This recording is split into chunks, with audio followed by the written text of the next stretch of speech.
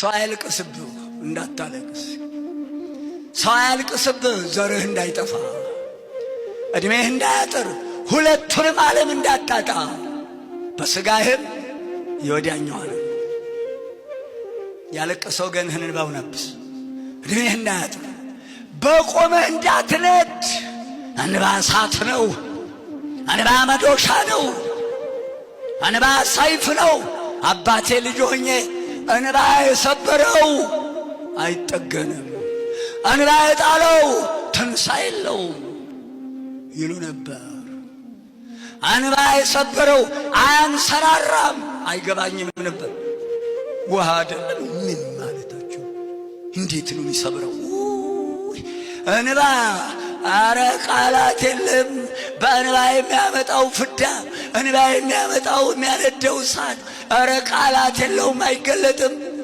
ሰው አታስለቅስ።